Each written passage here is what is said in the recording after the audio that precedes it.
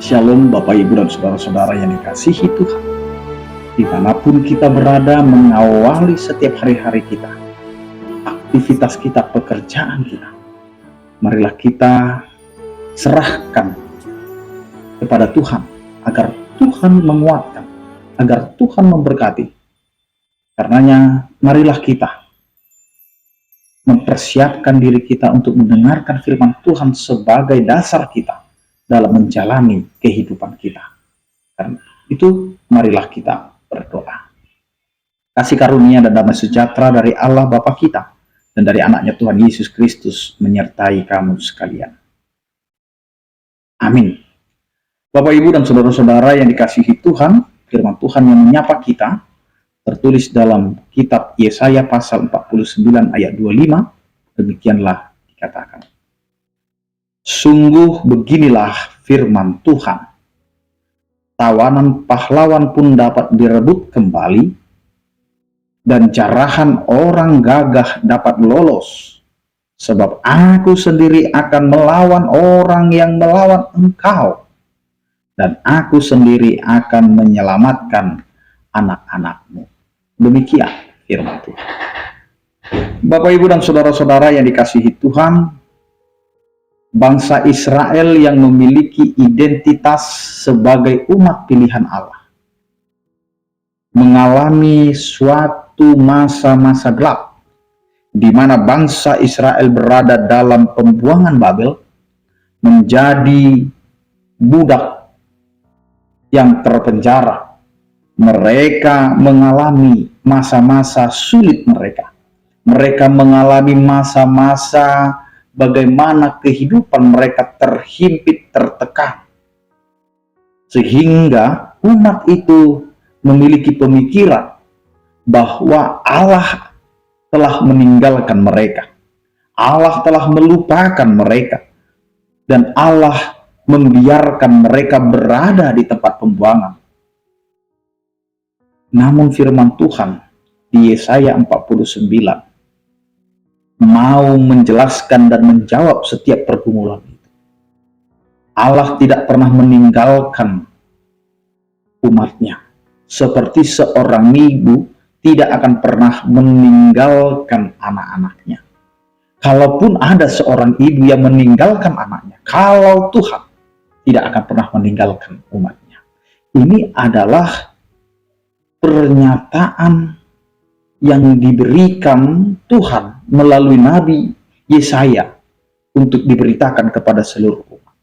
Dan ini sampai kepada kita, Bapak, Ibu, dan saudara-saudara, bahwa Tuhan tidak pernah meninggalkan kita, meskipun Tuhan mengizinkan kita untuk menghadapi masa-masa gelap, masa-masa sulit, masa-masa sedih, masa-masa menderita. Karena Tuhan juga memberikan kepada kita peneguhan bahwa Allah telah melukiskan kita di telapak tangannya. Tuhan mau mengatakan bahwa kehidupan orang percaya itu berada di dalam tangan Tuhan. Tuhan memperhatikan, Tuhan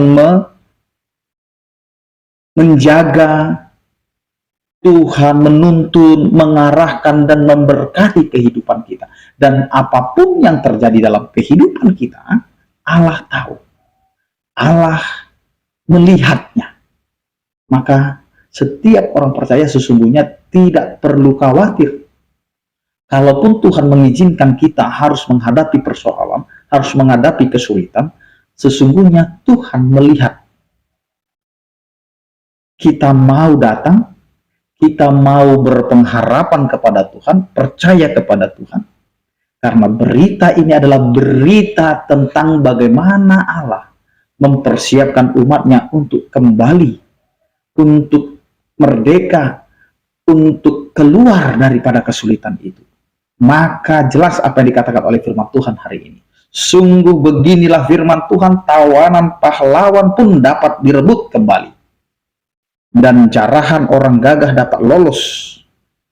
Ini adalah harapan, peneguhan, penguatan agar umat Allah tidak menyesali, tidak lemah, tidak berpikir bahwa Tuhan meninggalkan mereka, tetapi Tuhan berada bersama-sama mereka di dalam pembuangan, di dalam penderitaan mereka. Karena jelas apa yang dikatakan oleh firman Tuhan, aku sendiri yang akan melawan orang yang melawan engkau. Maka Allah turun yang akan memberikan kemerdekaan, yang akan memberikan sukacita kepada kehidupan kita. Allah sendiri yang akan membebaskan kita dari belenggu perbudakan, belenggu daripada kekhawatiran dan ketakutan kita. Dan yang kedua, Allah sendiri yang akan menyelamatkan anak-anak kita, keturunan kita.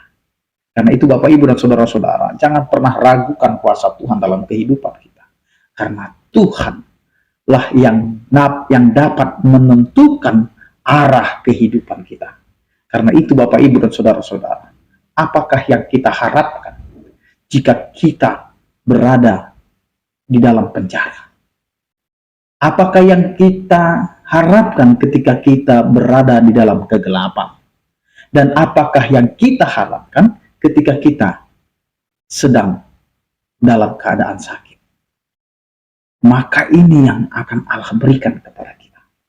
Ketika kita terpenjara, pasti kita mengharapkan kebebasan, lepas daripada tahanan itu, atau menjadi tawanan. Dan itu yang akan Tuhan berikan kepada umatnya, dan kepada setiap orang percaya. Begitu juga ketika kita berada di tempat gelap, Allah akan memberikan cahaya, sehingga kegelapan itu akan diterangi oleh terang Tuhan, sehingga kita berada di dalam kehidupan terang Tuhan. Maka kita merindukan cahaya itu, kita merindukan sinar itu. Dan kepada siapa sinar itu diberi? Kepada setiap orang yang mau datang kepada Tuhan. Begitu juga dengan orang yang sakit, pasti merindukan kesembuhan. Karena itu, datanglah kepada Tuhan, karena Tuhan akan melakukan apa yang Tuhan ingin kerjakan di dalam setiap kehidupan kita. Dan Tuhan tidak pernah melupakan siapa kita kalau kita datang kepadanya. Amin, kita berdoa. Terima kasih Tuhan atas penyertaan-Mu. Engkau adalah Allah yang selalu setia, menyertai dan memberkati kehidupan kami. Sertai kami Tuhan di dalam menjalani setiap hari-hari kami. Biarlah kehendak-Mu yang terjadi ketika kami datang kepadamu. Sertai dan berkatilah setiap orang percaya. Yang sakit Engkau berikan kesembuhan, yang berduka Engkau berikan penghiburan, yang bergumul Engkau berikan penyertaan kasih setia. Anugerah Tuhan kita Yesus Kristus, kasih setia daripada Allah Bapa dan persekutuan Roh Kudus, itulah yang menyertai kamu sekalian. Amin. Selamat beraktivitas, tetap menjaga kesehatan. Salam sehat dari kami, Tuhan Yesus memberkati. Horas.